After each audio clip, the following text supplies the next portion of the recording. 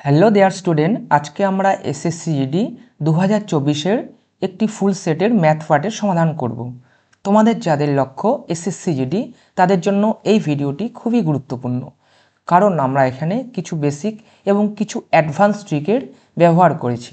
চলো দেখে নেই সেই গুরুত্বপূর্ণ অঙ্কগুলি কি কি।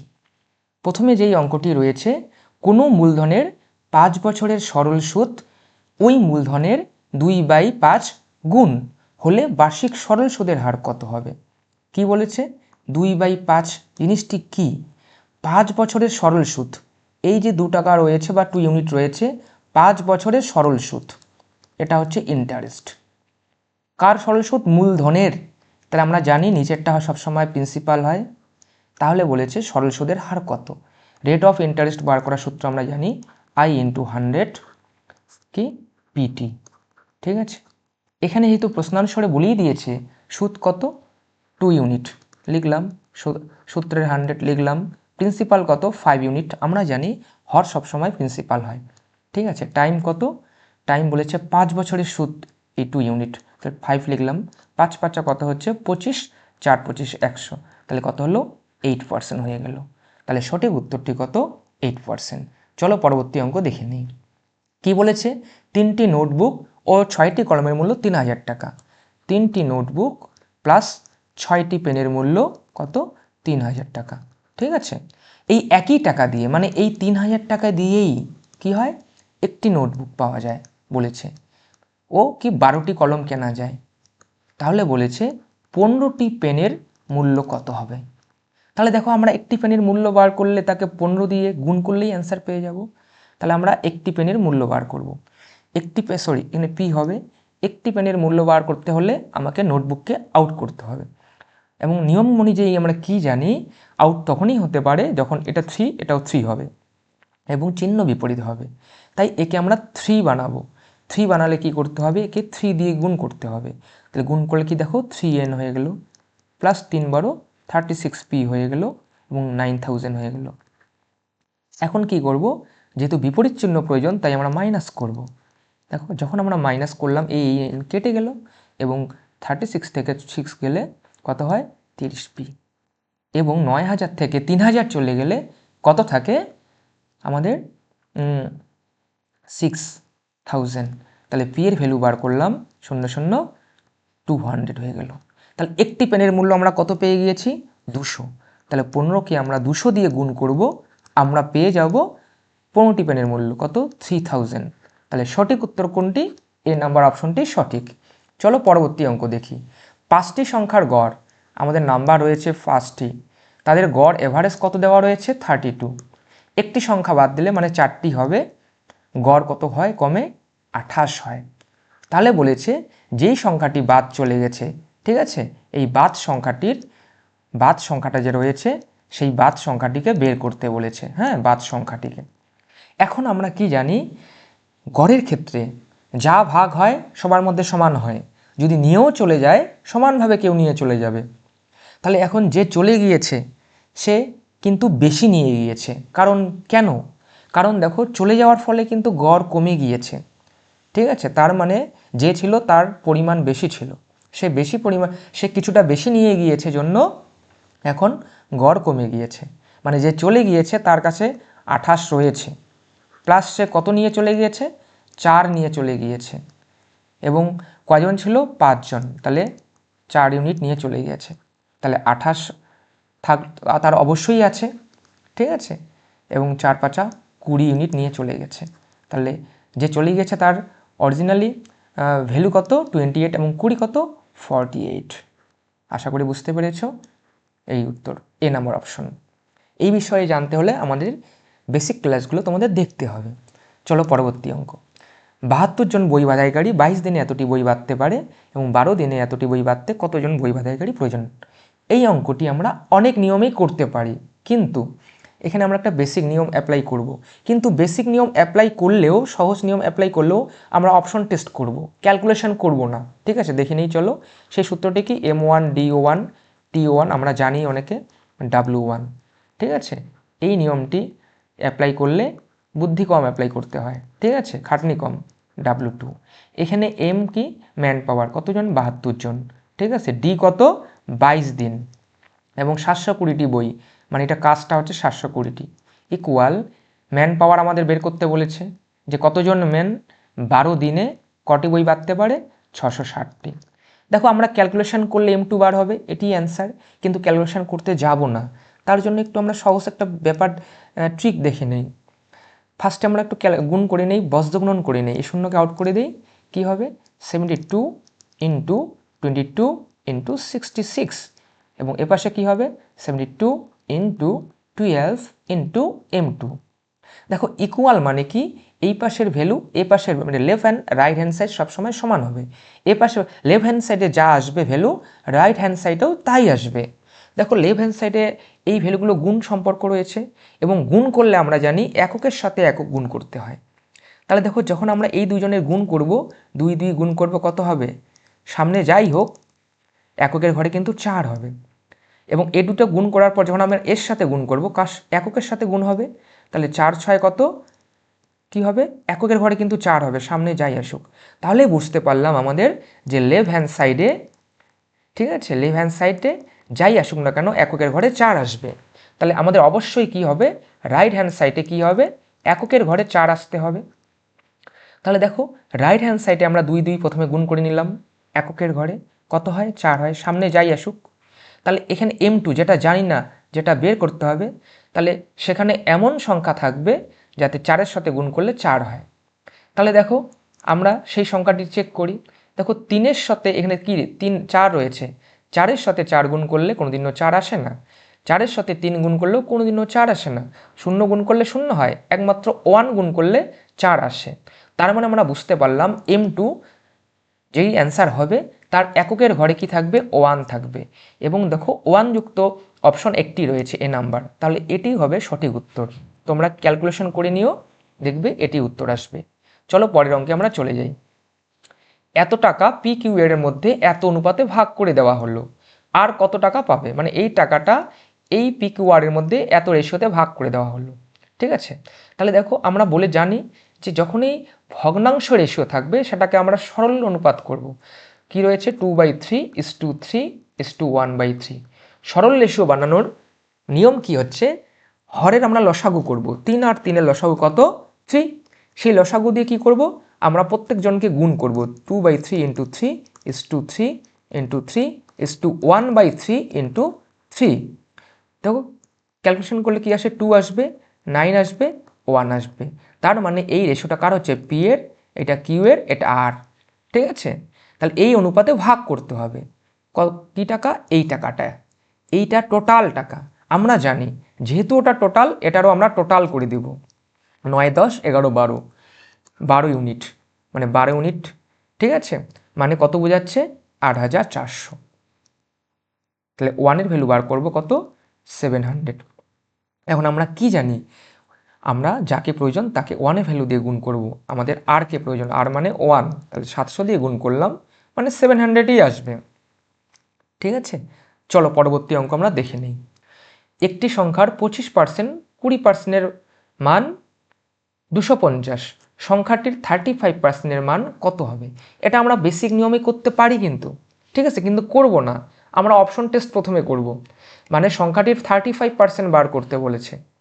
তাহলে দেখো এখানে 35%-এর দিয়ে 35% মানে 30/100, ঠিক আছে। তার মানে আমাদের এখানে যে অপশনগুলি রয়েছে, যেই অপশনটি 35 দিয়ে ভাগ যাবে সেটি হবে সঠিক উত্তর। এটা আমরা আশা করি তোমরা সবাই বেসিকে করতে পারো, তো এই অপশনটির নিয়মটি মনে রাখবে, ঠিক আছে। 35 দিয়ে কোনটি ভাগ যায়, দেখো 35 দিয়ে আমাদের শূন্যগুলোকে বাদ দিয়ে দাও প্রথমে, 35 দিয়ে কিন্তু আমাদের প্রথমে 1 নম্বর অপশন কি রয়েছে 175 রয়েছে, হ্যাঁ কি না, মানে 1750 শূন্য বাদ দিলাম, দেখো 157, এটাও কিন্তু 35 দিয়ে ভাগ যায় না, এটাও যায় না, এটাও যায় না, ঠিক আছে। আমাদের এই যে 35 দিয়ে কিন্তু একমাত্র 175 ভাগ যায়, আমাদের 35 দিয়ে একমাত্র কিন্তু 175 ভাগ যাবে কিন্তু, ঠিক আছে। তোমরা রাফে করে দেখবে, একমাত্র 35 দিয়ে কিন্তু এটাই ভাগ যাবে, তাই এটাই হবে সঠিক উত্তর। এই ধরনের অঙ্ক তোমরা কিন্তু এভাবে করবে, তোমরা বলবে যদি দুটো অপশন ভাগ যায় তাহলে কি করব, সেই বিষয়ে ভিডিও আমরা অন্য ভিডিওতে দেখব, মানে সেই বিষয়ে সম্পর্কিত অঙ্ক অন্য ভিডিওতে দেখব। চলো আমরা পরবর্তী অঙ্ক দেখে নিই। এতটি চকলেট 1000, 3টি চকলেট, 2703 এটি ক্যান্ডি সবচেয়ে বেশি কতজনের মধ্যে ভাগ করে দেওয়া যাবে। দেখো আর অঙ্কটা পড়বো না আমরা, যখনই বলবে সবচেয়ে বেশি তখনই আমরা বুঝতে পেরেছি এই দুজনের মধ্যে গসাগু বের করতে হবে, ঠিক আছে। এবং গসাগু আমরা বার করার ক্ষেত্রে গসাগু বার করব, সেটি হবে উত্তর। তো আমরা গসাগু অনেক প্রসেসে বের করতে পারি। তো আমরা একটা নিয়ম দেখবো এক্ষেত্রে, এই ধরনের অঙ্কের ক্ষেত্রে ফার্স্ট আমরা ট্রিক দেখবো, একটা ডিফারেন্সটা বের করে নেব। দেখো ডিফারেন্সটা কত হচ্ছে এই এই দুটি সংখ্যার মধ্যে, 1700 হচ্ছে। এই ডিফারেন্সটা মনে রাখবা, যেই অপশন দিয়ে ভাগ যাবে সেটাই হবে উত্তর। দেখো 1700 কোনো 33 দিয়ে ভাগ যায় না, 19 দিয়ে ভাগ যায় না, 29 দিয়ে ভাগ যায় না, একমাত্র 17 দিয়ে ভাগ যায়। তাহলে আমাদের সঠিক উত্তর হবে 17, মানে এ অপশন। আশা করি বুঝতে পেরেছ। চলো আমরা পরবর্তী অঙ্কে চলে যাই। একটি টেবিলের বিক্রয় মূল্য কত বলেছে এসপি, 6875। টেবিলটি বিক্রি করে 25% লাভ হলে ক্রয় মূল্য। আমরা জানি যখন ক্রয় মূল্য বার করতে বলে তখন কি হয়, 25% মানে আমরা কি জানি 125/100, হ্যাঁ কি না। 25% মানে 25% মানে জানি আমরা 125%। কেন, যেহেতু লাভ হয়েছে। আমরা 125% মানে জানি কি আমরা 125/100। যখন এসপি বের করতে ক্রয় মূল্য বের করতে বলে তখন আমরা কি জানি যে আমাদের 100 উপরে যাবে এবং কি হবে 125টা আমাদের নিচে হবে। তাহলে ক্যালকুলেশন করলে উত্তর চলে আসবে, কিন্তু আমরা এখানে ক্যালকুলেশন করব না। তাহলে দেখো একটা জিনিস বলে দেই, এখানে 15 আছে, এখানে 3 আছে, তো আমরা উত্তর জানি কিন্তু 5 হবে, কিন্তু তার মানে 3-এর সাথে 5 গুণ করলেই কিন্তু 15 আসে। তাহলে আমাদের নিচে 125 রয়েছে, তাহলে যেটি অ্যান্সার হবে তার সাথে কিন্তু এখানে 5 রয়েছে, দেখো এককের ঘরে, মানে যেটি অ্যান্সার হবে তার মধ্যে এমন সংখ্যা থাকবে যে 5-এর সাথে গুণ করলে যাতে 5 আসে। তাহলে দেখো এখানে দুটো শূন্য রয়েছে, আমরা দুটো শূন্য কেটে দিলাম, ক্যালকুলেশনে শূন্যর কোনো ভ্যালু নেই। দেখো নিচে কি রয়েছে, 5 রয়েছে, 5-এর সাথে 2 গুণ করলে কোনোদিনও 5 আসে না, তাই এটি উত্তর হবে না। 5-এর সাথে 4 গুণ করলে কোনোদিনও 5 আসে না, তাই এটি উত্তর হবে না। এখানে শূন্য রয়েছে, শূন্যর সাথে 5 গুণ করলে 0, তাই এটি উত্তর হবে না। কত রয়েছে দেখো 5, 5-এর সাথে 5 গুণ করলে একমাত্র 5 আসতে পারে, তাই এটি হবে সঠিক উত্তর। ঠিক আছে, চলো পরবর্তী অঙ্ক আমরা দেখে নিই। কোনো জিনিসের মুদ্রিত মূল্য তার ক্রয় মূল্য থেকে 60% বেশি এবং জিনিসটি বিক্রির সময় 20% ছাড় দেওয়া হলো, জিনিসটি বিক্রি করে শতকরা কত লাভ হবে। দেখো এই ধরনের অঙ্ক, বিক্রি করে ছাড়, মোটের উপর যদি কিছু চাই, আমরা একটি নিয়ম জানি, সাকসেসিভ মেথড। সাকসেসিভ মেথড মানে কি, প্লাস মাইনাস প্রথম প্লাস মাইনাস দ্বিতীয় প্লাস প্লাস মাইনাস প্রথম ইন্টু প্লাস মাইনাস দ্বিতীয় বাই কি 100, আমরা জানি লাস্টে পার্সেন্ট চিহ্ন হবে। ঠিক আছে, তাহলে প্রথম ঘটনা কি ঘটেছে, বেশি, তাই প্লাস চিহ্ন 60, পরে হ্রাস পেয়েছে -20 দিলাম, প্লাস প্রথমে বেশি তাই 60, পরে হ্রাস -20, ঠিক আছে, বাই 100। তাহলে দেখো কত হয়, বিয়োগ করব 40, প্লাস মাইনাসে কী হবে মাইনাস, 0 0 কেটে গেল, কত 12, তাহলে কত হবে 8, 10 থেকে 8 হবে, হ্যাঁ। তাহলে এখানে কত 28%, -28, মানে জিনিসটি কত পার্সেন্ট, জিনিসটি বিক্রি শতকরা কত পার্সেন্ট লাভ হবে, ক্ষতি হবে আমাদের কিন্তু এখানে। ঠিক আছে, এখানে প্রথমে 60, 20% ছাড় দেওয়া হলো 60, এখানে প্লাস চিহ্ন হবে, হ্যাঁ। তাহলে কত পার্সেন্ট লাভ হবে, 28% লাভ হবে কিন্তু, বুঝতে পেরেছ। আমাদের এখানে কিন্তু ভুল করে মাইনাস দিয়েছিলাম, প্লাস মাইনাসে এখানে মাইনাসেই হবে, কিন্তু 40 থেকে 12 গেলে কত থাকে, 28% থাকে, তাহলে 28% লাভ হবে। সি নাম্বার অপশনটি সঠিক, বুঝতে পেরেছ। এখানে জাস্ট আমরা ভুল করেছিলাম একটু চিহ্ন দিতে। চলো পরবর্তী অঙ্ক, চলো 10 নম্বর। একটি চোঙের ভূমির ব্যাসার্ধ 270, এটা আর এর ভ্যালু দেওয়া রয়েছে, উচ্চতা h দেওয়া রয়েছে, চোঙের বক্রতলের ক্ষেত্রফল, চোঙের বক্রতলের ক্ষেত্রফল আমরা কি জানি 2πr/h। দেখো 2 মানে 2, পাই মানে 22/7 ইন্টু আর মানে কত 70 এবং h মানে কত 14। ঠিক আছে, 2 মানে 2, বা পাই মানে 22/7, এবং আর ব্যাসার্ধ 70, এবং কত দেওয়া রয়েছে এখানে, তোমার চোঙের উচ্চতা 14। এখানে আমরা কাটাকাটি করব, 7 দুগুণে 14, ঠিক আছে। এখানে আমরা ইউনিট ডিজিট চেক করতে পারি। দেখো মানে উত্তর এখানে গুণ করব, কিন্তু আমরা গুণ করব না, শূন্যটাকে বাদ দিয়ে কী করি, 7 দুগুণে 14, 4, 4 দুগুণে 8, 8 দুগুণে 16, ঠিক আছে। মানে উত্তর যাই আসুক একটা শূন্য বাদ দিয়ে 6 আসবে, তাহলে শূন্য বাদ দিয়ে 6 কিন্তু একটি অপশন, তাহলে এটি হবে উত্তর, সঠিক উত্তর। বা তোমরা এই ধরনের অঙ্ক একটা কাজ করতে পারো, স্পেশালি যখন আমাদের পাই যুক্ত অঙ্ক থাকবে, কারণ নিচে 7 আসবে, যেই অপশনটি 7 দিয়ে ভাগ যাবে সেটি উত্তর। তোমরা চেক করে দেখো, শুধু এই অপশনটি 7 দিয়ে ভাগ যায়, আর কোনোটি যায় না, তাই এটি সঠিক উত্তর। তাহলে এখানে আমরা 7 দিয়ে ভাগ করে চেক করতে পারি, বা ইউনিট ডিজিট অ্যাপ্লাই করতে পারি, দুইভাবেই আমরা সমাধান করতে পারি। সবচেয়ে ইজি 7 দিয়ে ভাগ করে চেক করা। চলো পরবর্তী অঙ্ক দেখে নেই। একটি বার্ষিক 80% জটিল সুদে এত টাকার 12 মাসের সুদ কত হবে? যদি সুদ অর্ধবার্ষিকী অনুসারে দেওয়া হয়, সুদটা কি দেওয়া হয়, অর্ধবার্ষিক, মানে ইয়ারলি হচ্ছে 80%, তাহলে অর্ধবার্ষিক মানে 6 মাস পাবে 40, পরের 6 মাস পাবে 40। দেখো তাহলে আমরা চক্রবৃদ্ধি সুদের হার বার করার একটা সূত্র আছে জানো আমরা, সিআই, রেট অফ সিআই। হ্যাঁ, কি এই সাকসেসিভ মেথড মানে কি, প্রথমে 40 লিখবো, আরেকবার 40 লিখবো, প্লাস পরের ঘটনা কি সেম ইন্টু 40, এটা সাকসেসিভ সূত্র। এর আগের অঙ্কটি যে করলাম সেটি ইন্টু বাই 100, তাহলে 40 40 কত হয়, 80 হয়, প্লাস 0 0 এখানে কেটে যাবে, 4 4 16, মানে কত, 96%। মানে এত পার্সেন্ট চক্রবৃদ্ধি সুদ পাবে কোন টাকার উপর, এই 90,000 টাকা, হ্যাঁ সরি 9,000 টাকার উপর, ইন্টু কী হবে 96%, মানে এত টাকার চক্রবৃদ্ধি সুদ কত, 96%। তাহলে কত হবে নিচে, 0 0 0 কেটে গেল, 6 নং 54 4। দেখো বুঝতে পারলাম 4 আসবেই, তাহলে এটি হচ্ছে সঠিক উত্তর। বেশি ক্যালকুলেশন করব না, চলো পরবর্তী অঙ্ক আমরা দেখে নিই। মান নির্ণয় করো এত স্কোয়ার।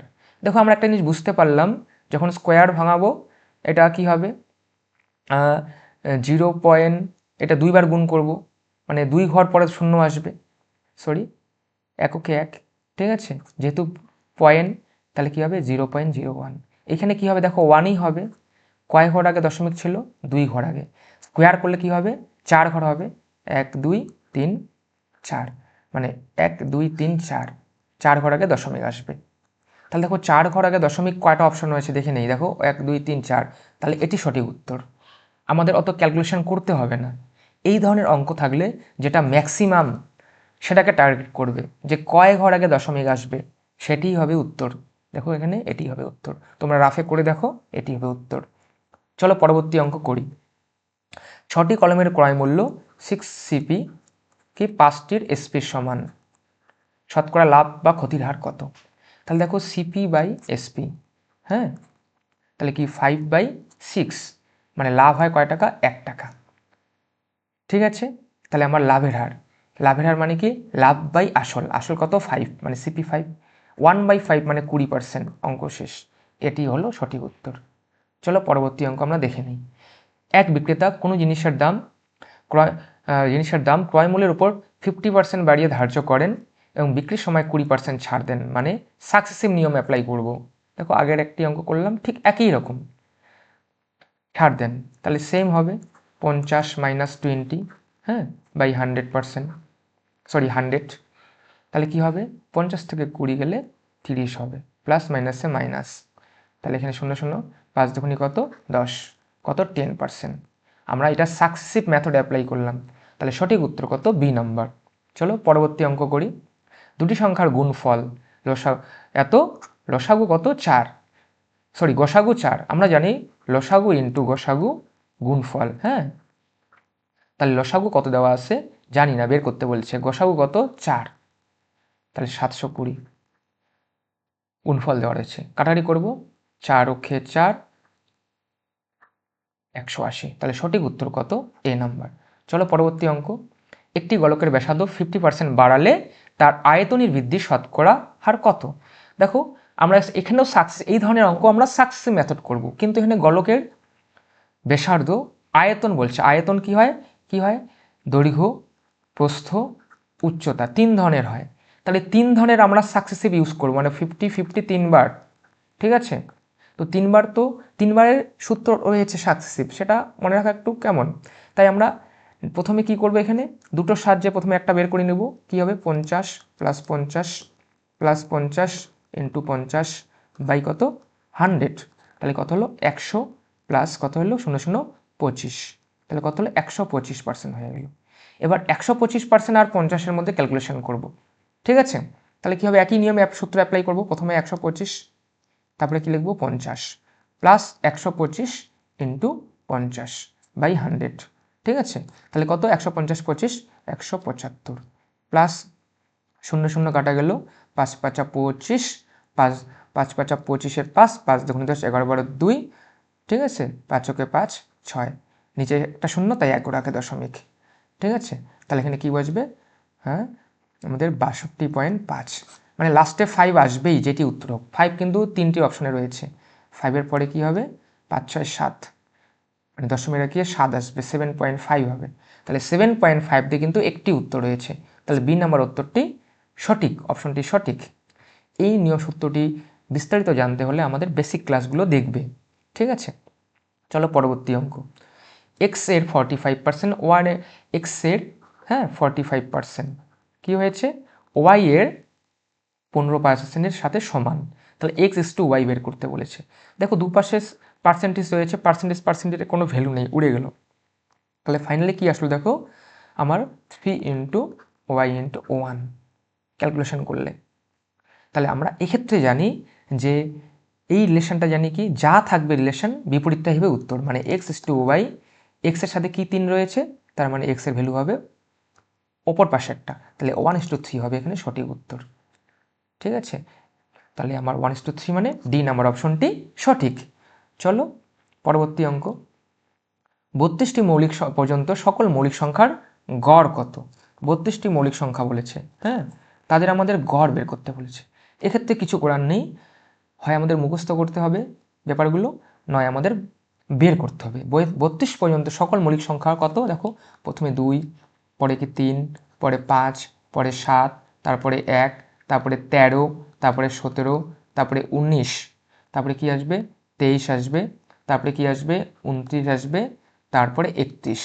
তাহলে কটি পেলাম, 1টা 2টো 3টা 4টা 5টা 6টা 7টা 8টা 9টা 10টা 11টা সংখ্যা পেয়ে গেলাম আমরা, ঠিক আছে। এই সংখ্যাগুলো কিছু করার নেই, যোগ করতে হবে। যোগ করলে আমরা কত পাবো, 160 পাবো। কটি সংখ্যা 11, ভাগ করব, ঠিক আছে। ভাগ করলে একমাত্র কোন অপশনটি সঠিক উত্তর আসবে, আমাদের 14.54 এটি আসবে, এটা ভাগ করতেই হবে, ঠিক আছে। তাহলে আমরা এইভাবে আমরা এটা বার করব সাধারণ নিয়মে, এখানে কোনো ট্রিক কাজ করলো না। চলো পরবর্তী অঙ্ক দেখে নেই। স্বপ্নীল একটি সপা তৈরি করতে 16 দিন সময় নেয়। এই স্বপ্নীল আছে একটা সপা তৈরি করে 16 দিন সময় নেয়, আর কি বলেছে, রিভাতির সাথে একসাথে কাজ করলে, মানে স্বপ্নীল এবং রিভাতি একসাথে যদি কাজ করে কতদিন সময় লাগে, 17 দিন সময় লাগে। তাই রিভাতি একা করতে কতদিন লাগবে সেটি বের করতে বলেছে। আমরা এই ধরনের অঙ্ক জানি, কীভাবে করি আমরা, টোটাল ওয়ার্কটা বের করি আমরা এলসিএম করে। তাহলে টোটাল 16, এই ভগ্নাংশের এলসিএমের হচ্ছে কি উপরের এলসিএম করব, নিচের হবে গসাগু। তাহলে 16 আর 128-এর এলসিএম কত হয়, 128ই হয়। এবং 70-র গসাগু 70 আর এর নিচে কিছু নেই, মানে 1, কী হয় নিচে 1 হবে, 1 লেখার প্রয়োজন নেই। তাহলে আমরা বুঝতে পারলাম টোটাল ওয়ার্ক কত হচ্ছে 128টা, টোটাল ওয়ার্ক হচ্ছে 128টা। তাহলে এখানে আমরা এখন কি করব, এর এফিসিয়েন্সি বের করব। স্বপ্নীলের কত, 8 8 16 128 বের করলাম আমরা। তাই স্বপ্নীলের এফিসিয়েন্সি কত, 8। ঠিক একইভাবে এখানে আমরা করব ক্যালকুলেশন, উল্টে এই উল্টে যাবে, 1 এই নোট কেটে যাবে, তাহলে কত আসবে 17 আসবে, 17 আসবে। তার মানে বোঝাচ্ছে স্বপ্নীলের একমাত্র একাই দক্ষতা হচ্ছে 8 ইউনিট, এবং স্বপ্নীল এবং রিভাতি মিলে কত 70 ইউনিট। তাহলে আমরা বুঝতে পারলাম বাকিটি রিভাতির, তাহলে 17 থেকে 8 গেলে কত থাকে 9, তাহলে হচ্ছে রিভাতির হচ্ছে দক্ষতা পার ডে 9 ইউনিট। তাহলে রিভাতি যদি একদিনে করে, ডে অফ রিভাতি কী হয়, আমরা সূত্র নিই কি W/E। ডাব্লু মানে কি 128, রিভাতির এফিসিয়েন্সি কত 9 ইউনিট, তাহলে এটি হচ্ছে সঠিক উত্তর। তাহলে কত 120, এ নাম্বার অপশনটি সঠিক। চলো পরবর্তী অঙ্কটি আমরা করি। হ্যাঁ, কি রয়েছে, 384 মিটার দৈর্ঘ্যের একটি ট্রেন একটি ইলেকট্রিক খুঁটিকে 12 সেকেন্ডে এবং বিপরীত দিক থেকে আসা একটি দৈর্ঘ্যের একই দৈর্ঘ্যের অন্য একটি ট্রেনকে 12 সেকেন্ডে অতিক্রম করে। দ্বিতীয় ট্রেনের গতিবেগ কত? আমরা জানি একটি ট্রেন কোনো খুঁটিকে অতিক্রম করার অর্থ হচ্ছে নিজের দৈর্ঘ্য অতিক্রম করা। আমরা বের করে নেই ট্রেনের স্পিডটি কত। ঠিক আছে, SO1 আমরা কি জানি, দূরত্ব বাই সময়। দূরত্ব কত 384 এবং সময় কত 12 সেকেন্ডে খুঁটিকে অতিক্রম করে ট্রেনটি। তাহলে কতবার হচ্ছে দেখো, 3 × 36,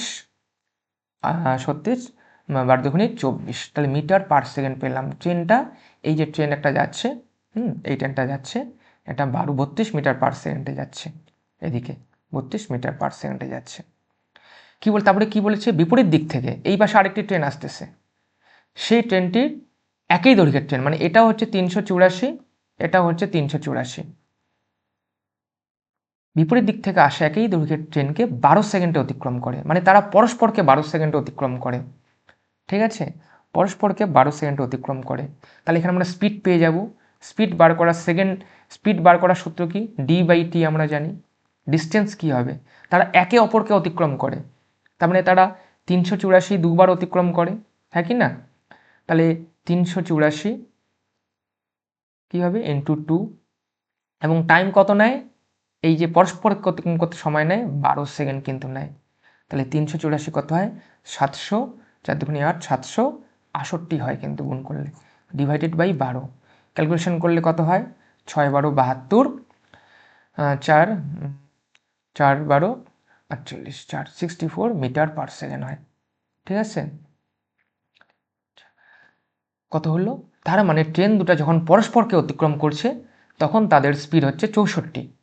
এখন পরস্পরকে অতিক্রম করার অর্থ হচ্ছে আমরা জানি কি, আপেক্ষিক বেগ।